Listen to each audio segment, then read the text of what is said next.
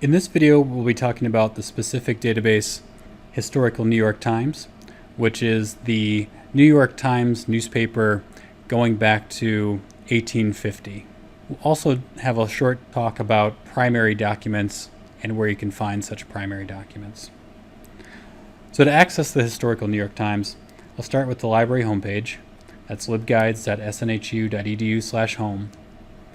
And from the left-hand side, under the Quick Links category, I'll go into the A to Z database list. Now, I know the name of the database that I want, so I could go under H for Historical New York Times, or I could choose the All Subjects category and choose History, and from our list of history databases, go into that Historical New York Times database. And so you can see these are digitized articles from New York Times from 1852 until 3 years ago. It's not like you're flipping through the actual New York Times print copy. It's a typical database interface where you'll use keywords to do your search. And in this search, we'll go ahead and try the term Civil War. Now we have over 100,000 results.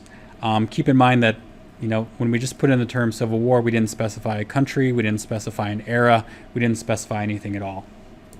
So we can do all of those things on the left-hand side.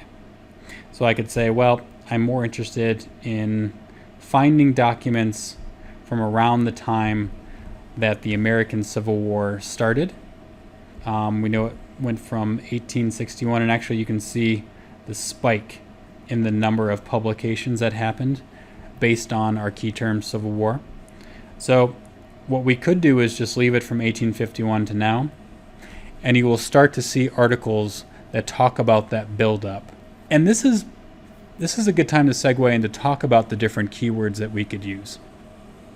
So I use the term Civil War, but that name Civil War may not have been applied to that conflict at that time. It may have been known by a different name. It could have been a war between the North and the South, or the war between the Union and Confederacy. And if we are talking about an era before the Civil War began, we could talk about some of the issues or people, prominent people in that discussion, and do a search on them based on a specific time frame to show that evolution toward when the war began.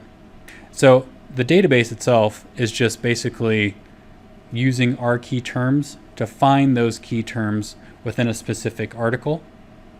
We may have to be creative in how we approach this topic to find out either the events leading up to the Civil War, or think about how the Union and Confederacy were in conflict at that time. So right now I'll just keep it very simple because I just want to show you the basics of this interface. Let's go to this article, Letter from Henry Clay. Because I do want to point out that this Historical New York Times, it's like it's actually scanned in from the newspaper as it was back in the 1850s, or whatever date range we're looking at.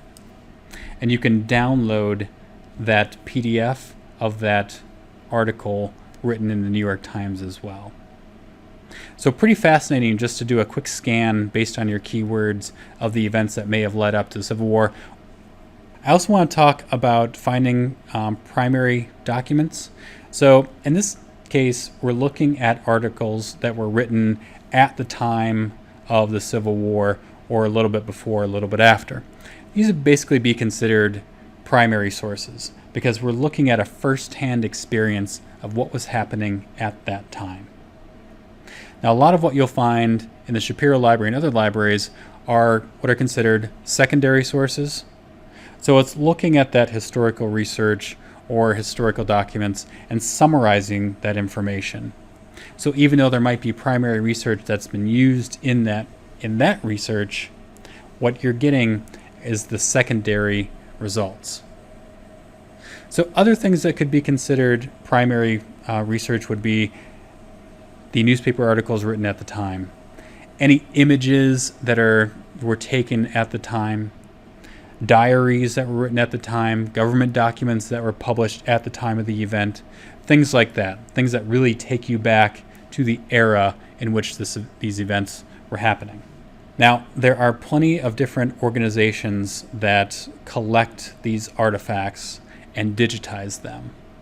So one tip you may want to use is if you're looking for historical primary documents on a specific topic, what you can do is, in this case, we'll do Civil War and primary sources.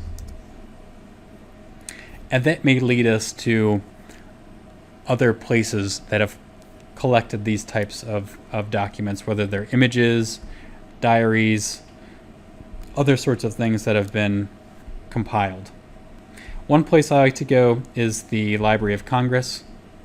Library of Congress is pretty simple to navigate, and it's got a pretty clear digital collections area.